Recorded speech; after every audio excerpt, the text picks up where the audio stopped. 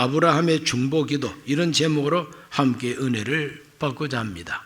창세기를 읽어보면 아브라함 나이 99세 되던 해에 어느 날 아주 뜨거운 날 세 사람의 나그네를 맞이하게 됩니다. 부지 중에 나그네를 대접했다가 천사를 대접하고 하나님의 복을 받았다고 신약 성경이 말하는 것처럼 아브라함은 손님 대접을 참 잘했습니다. 융숭하게 그 손님들을 잘 대접했더니 그분들이 하는 말이 내년 이맘때에 사라에게 아들이 있으리라, 이삭을 낳을 것을 예언해 줍니다. 100세 아들 낳았으니까 이분들을 만난 때가 바로 99세인 것이죠. 이 99세 때에 아들 낳을 것을 아주 명쾌하게 예언을 받고 손님들이 떠납니다. 배웅하러 나갔는데 그 배웅하는 자리에서 내가 할 일을 아브라함에게 숨길 수 없다 이러면서 소돔과 고모라 성의 운명에 대해서 말씀을 해 주셨습니다.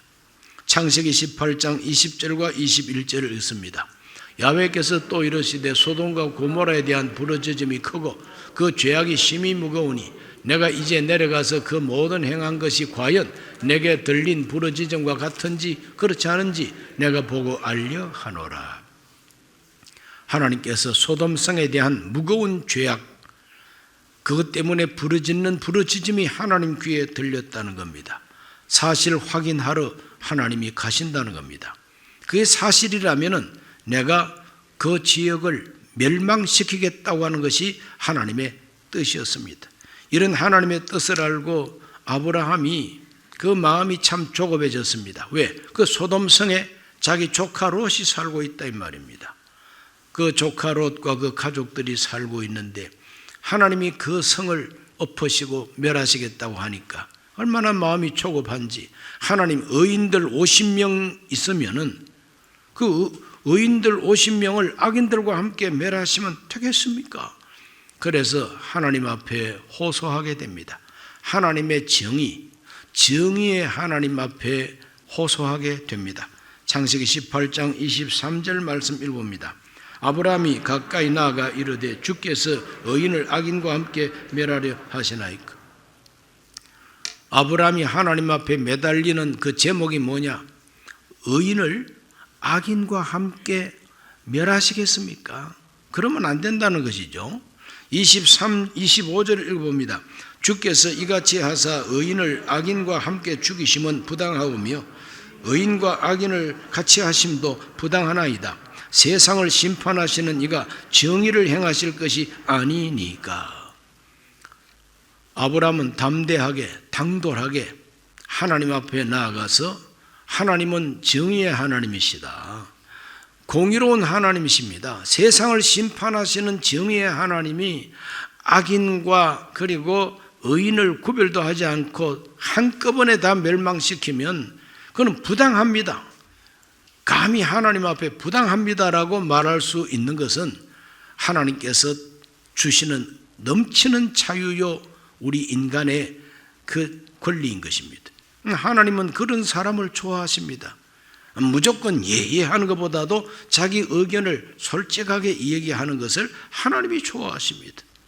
악인과 그리고 의인을 한꺼번에 멸망시키는 것은 부당합니다. 정의의 하나님이 아니십니까? 그러므로 하나님께서 정의롭게 행동해 달라는 겁니다. 의인들 50명이 있으면 어떻게 하시겠습니까? 했더니 하나님께서 말씀하십니다. 창세기 18장 26절에서 야훼께서 이르시되 내가 만일 소돔 성읍 가운데서 의인 50인을 찾으면 그들을 위하여 온 지역을 용서하리라. 의인 50명 찾으면 그 사람들 때문에 온 지역을 멸하지 않겠다는 겁니다. 놀라운 하나님의 말씀이십니다. 아브라함 가만히 생각하니까 혹시 50명이 안 되면 어떡할까? 그래서 하나님 5명을 빼고 45인이 있으면 어떡합니까? 하나님은 45인도 봐주시겠다고 말합니다. 그러면 40명은 어떻습니까? 40명 있어도 내가 멸하지 아니하리라. 하나님 30명 있으면 어떻습니까? 30명 있어도 멸하지 아니하리라. 하나님 20명 있으면 어떻습니까? 세상에 애누리를 해도 남되면 애누리는 저리 가랍니다. 그냥 믿음의 조상 아브라함은 애누리의 조상도 됩니다. 디스카운트 조상이에요. 그래가지고 50명으로 출발해가지고 5배로 낮추어서 10명이 있으면 어떻게 하시겠습니까? 하나님께서 말씀하십니다. 창세기 18장 32절 아브라함이 또 이르되 주는 노하지 마옵소서. 내가 이번만 더 아뢰리이다. 거기서 10명을 찾으시면 어찌하려 하시나이까? 이르시되 내가 10명으로 말미암아 멸하지 아니하리라. 의인 10명만 있어도 내가 멸망시키지 않겠다고 말씀합니다. 그러니까 웬만하면 할 수만 있으면 멸망시키지 않겠다는 게 하나님 뜻 아닙니까? 이렇게 하나님 앞에 나아가서 호소하는 이 아브라함의 이 기도는 대표적인 중보기도인 것입니다. 그래서 아브라함의 이 중보기도 사건을 통해서 우리는 3가지 진리를 발견하게 됩니다. 첫째는 하나님은 죄악을 심판하신다는 진리입니다. 하나님은 나이 많은 할아버지가 뒷방에 앉아가지고 세상이 어떻게 돌아가는지, 자식들이 어떻게 사는지도 모르고 주는 밥이나 이렇게 드시면서 가만히 앉아가지고 구름처럼 흐르는 물처럼 사는 그런 하나님이 아니다 이 말이죠. 하나님은 살아계셔서 역사 속에 인간들이 자행하는 무거운 죄악을 그대로만 보고 있지 아니하시고 심판하신다 하는 것을 우리에게 확실하게 보여주고 있습니다. 하나님은 눈이 정결하셔서 차마 악을 보지 못하시고, 하나님은 눈이 깨끗하셔서 차마 패역을 보지 못하시는 분이라고 하박국 선지자가 외쳤습니다. 소돔 고모라의 무거운 죄가 무엇이었느냐? 소돔 고모라를 왜 하나님이 멸절시키려고 작정하셨느냐? 유다서 1장 7절에 그 죄악의 본질이 드러나 있습니다. 소돔과 고모라와 그 이웃 도시들도 그들과 같은 행동으로 음란하며 다른 육체를 따라가다가 영원한 불의 형벌을 받음으로 거울이 되었느니라 그랬어요. 거울이 됐다. 어떤 거울이냐? 이와 같은 더러운 죄악 속에 빠지면은 하나님이 심판한다는 교훈을 확실하게 하는 거울이다 이 말이죠. 유다서가 이렇게 분명하게 말하는 이 죄악 속에 다른 육체를 따라갔다 이 말이 바로 동성연애입니다. 남자끼리 여자들끼리 성관계를 맺고 또 결혼도 하고 이렇게 하는 그 음란 중에서도 최상급 음란인 것입니다. 이런 음란이 팽배했던 지역이 바로 소돔과 고모라 지역이었습니다. 그래서 하나님은 불과 유황으로 비 오듯이 해서 다 멸절시켰다고 성경은 말합니다. 베드로후서 2장 6절이 그것을 말합니다. 소돔과 고모라 성을 멸망하기로 정하여 제가 되게 하사 후세에 경건하지 아니할 자들에게 본을 삼으셨으며, 유다서는 거울이 되게 했다 그러고 여기는 또 본이 되게 했다, 본보기가 되게 했다 이렇게 말합니다. 아예 그냥 죄가 되어버리게 했다. 요즘도 고고학자들이 사해 남쪽에 옛날 소돔 고모라 그 지역을 탐사를 하고 발굴을 하면은 거기에 바로 유황죄가 나온다는 겁니다. 지금도 이와 같이 하나님의 말씀 속에 나오는 이 심판 사건은 역사적 사실이었다는 것이 증명이 되고 있는 겁니다. 음란하면, 특별히 더러운 음란, 색다른 음란에 빠지면은 하나님께서 아예 죄가 되게 한다. 불과 유황비가 쏟아지게 한다고 하는 교훈, 거울, 본보기가 되게 하여 주셨다. 무서운 일입니다. 오늘 저와 여러분이 살고 있는 이 대한민국 이 역사는 바로 이와 같은 음란에 깊이 빠져들고 있음을 우리가 알아야 됩니다. 국회 앞에서 기독교 지도자된 목사님들이 1인 시위를 지금도 계속하고 있습니다. 그 시위하는 이유가 뭐냐? 동성애를 합법화하겠다는 국회의원들의 그 모든 그 법 제정을 막겠다는 겁니다. 그 법이 통과가 되면은 기독교 목사들이 강단에서 동성애에 대해서 비판하면은 잡혀갑니다, 그냥. 그리고 그들을 모욕하면 모욕죄에 걸리게 됩니다. 결혼 주례해달라 그러는데 주례 못하겠다 그러면은 그건 차별했다 이래가지고 또 벌금을 물든지 또 잡혀가야만 됩니다. 이와 같은 이상한 역차별이 강하게 들어있는 이러한 그 차별금지법은 통과시키지 말고 법안 제출하지 말라. 이것이 바로 1인 시위를 하고 있는 제목이 되고 있는 겁니다. 우리나라도 이와 같이 동성애가 창궐하고 있습니다. 이 동성애법이 통과되어 버리면은 남자들이 군대에 가면은 강간당할 가능성이 너무나 많아요. 남자가 남자에게 강간을 당하는 겁니다. 이 법이 통과되어 버리면 동성 결혼이 합법화되어 버리면 어느 날 시커먼 털이 난 녀석이 며느리처럼 와가지고 제가 며느리입니다 이라고 합니다. 아이고 끔찍해라. 몸서리칩니다. 얼마나 끔찍합니까 여러분. 후손이 딱 끊겨버립니다. 대가 끊겨버립니다. 가뜩이나 아기를 낳지 아니하므로 인구 절벽을 맞이하고 대한민국이 완전히 죽서서 개줄판인데 동성애까지 확장되면은 우리나라는 이어갈 국민이 없습니다. 이제 그대로 망해버리는 거죠. 북한의 핵이 문제가 아니라 이런 것들이 오히려 나라를 망하게 하는 바이러스라는 것을 우리가 알아야 되는 겁니다. 지난번 이태원 참사 사건이 일어났어요. 그 좁은 골목, 바로 그 좁은 지역에서 어떻게 그 많은 사람이 그렇게 죽을 수가 있느냐.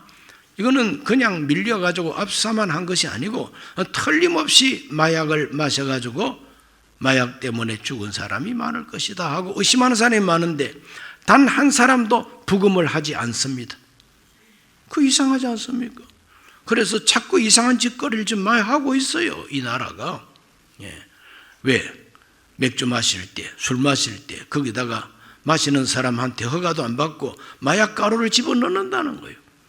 그런 것을 마시고 나면은 사람의 기운을 차릴 수도 없고 약한 사람은 그 약 기운 때문에 죽을 수도 있다는 거죠.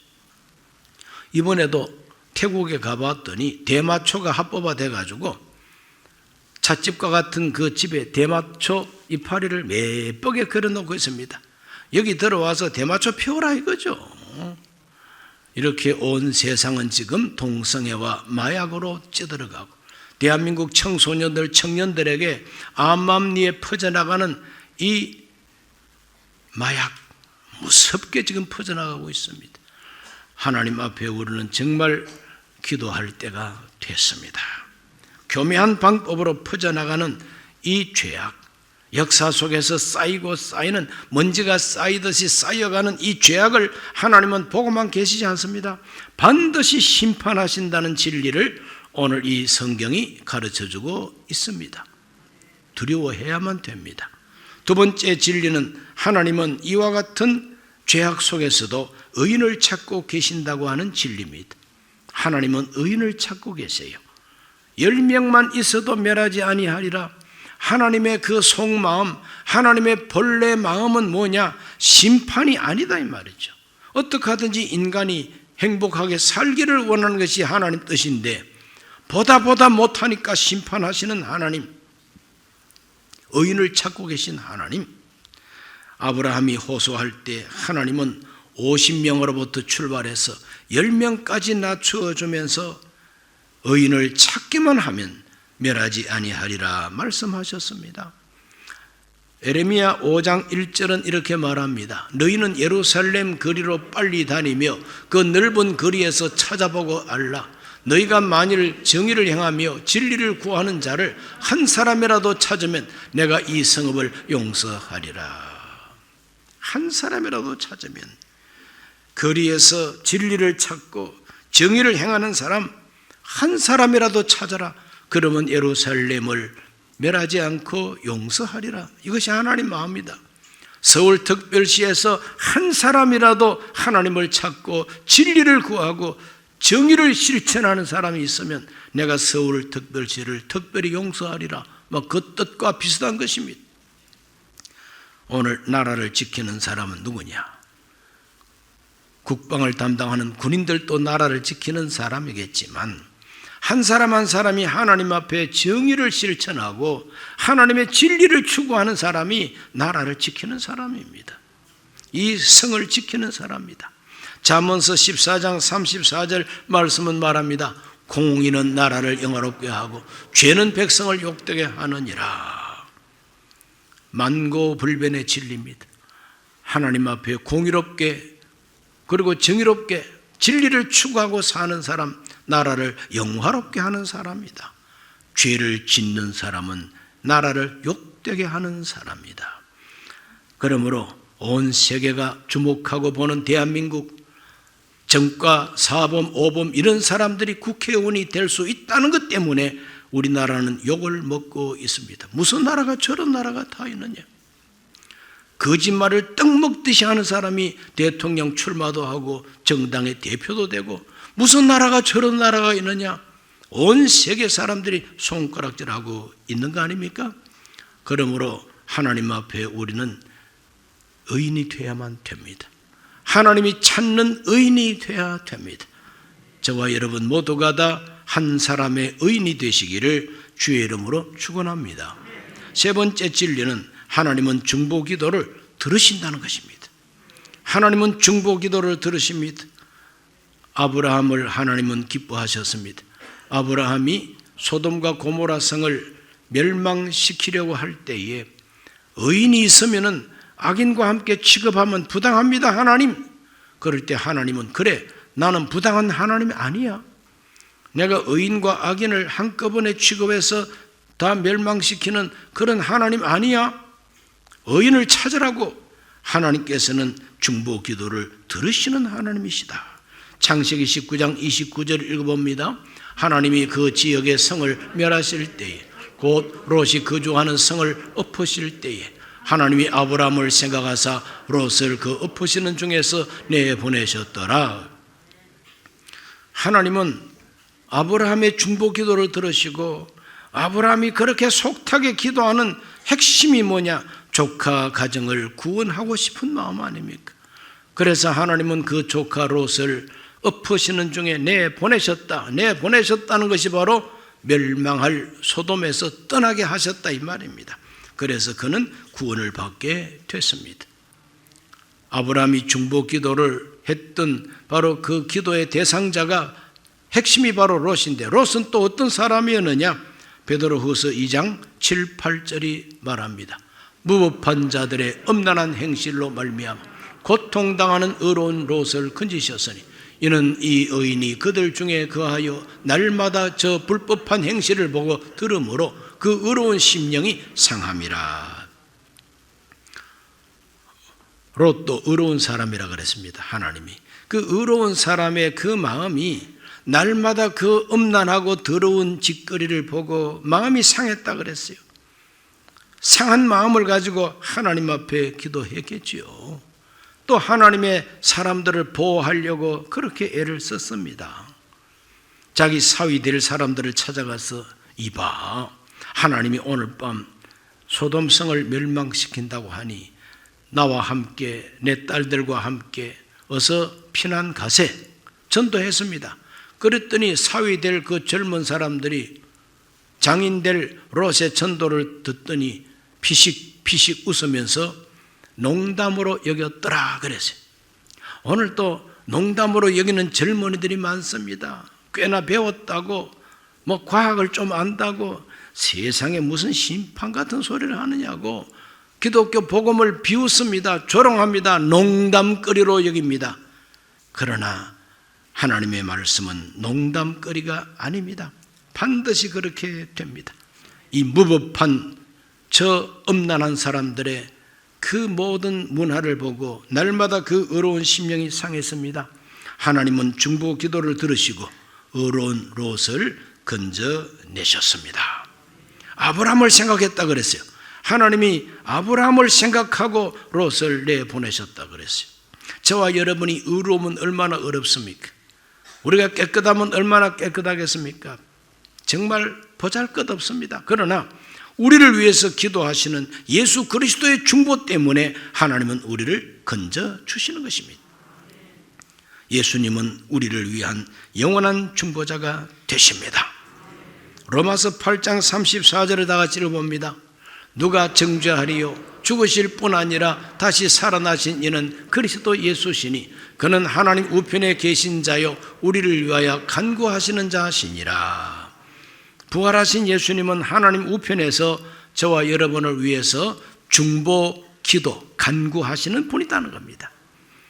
아브라함을 생각하시고 롯을 건져내신 하나님, 예수님을 생각하시고 믿는 자를 건져내 주십니다.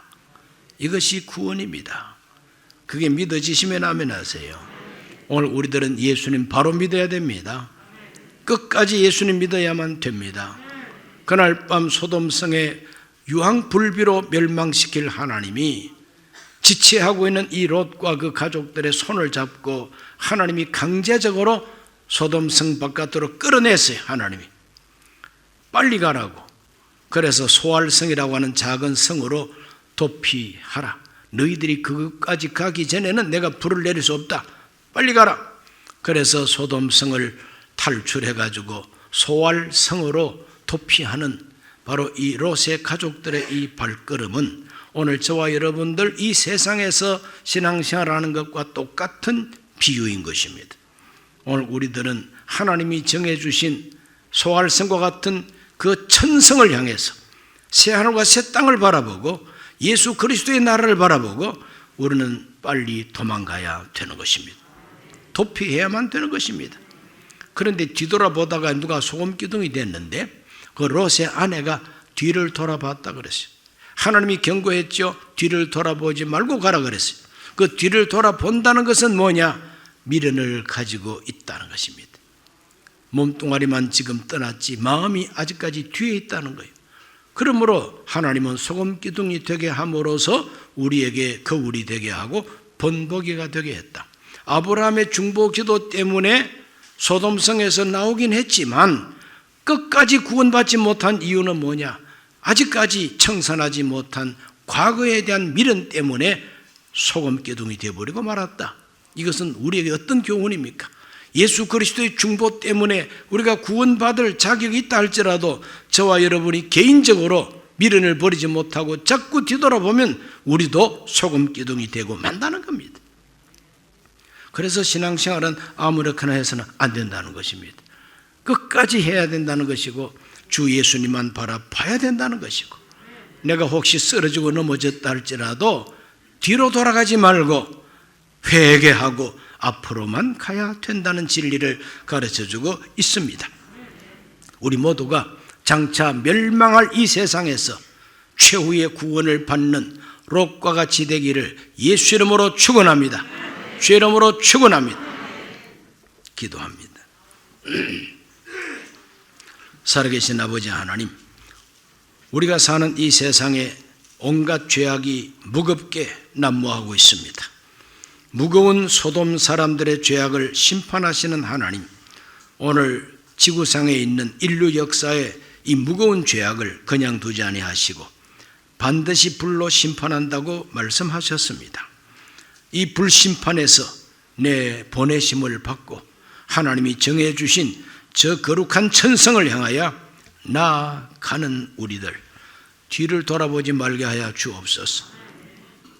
예수님께서 인자가 임할 때는 롯의 때와 같다고 말씀하시고 롯의 철을 기억하라고 특별히 말씀해 주셨습니다. 우리 모두가 롯의 아내를 기억하면서 뒤를 돌아보지 아니하고 앞만 바라보고 나아가게 해 주셔서 최후의 구원을 받게 해 주옵소서. 예수님 이름으로 기도하옵나이다. 아멘. 잠시 고개를 숙입니다. 오늘 처음 교회 나오신 분이 계십니까? 이 세상은 반드시 불과 유황으로 불타고 없어질 세상입니다. 거기에서 하나님이 우리를 건져주시는 것이 구원입니다. 예수님을 영접하고 우리 예수님께서 가라 하시는 곳으로 가는 신앙생활을 시작하시기를 원합니다. 예수님을 영접하고 우리 주님 뜻대로 살기를 원하시는 분은 그 자리에 일어나셔서 이 기도를 함께 하시기를 바랍니다. 하나님 아버지, 저는 죄인입니다. 어디에서 와서 왜 살며 어디로 가는지 알지 못하고 죄 가운데 살았습니다. 저의 죄를 위하여 십자가에서 죽으시고 부활하신 예수님을 제 구주로 모셔드립니다. 저는 하나님 자녀가 되었습니다. 지금부터 영원토록 주님과 함께 살겠습니다. 예수님 이름으로 기도드립니다. 아멘.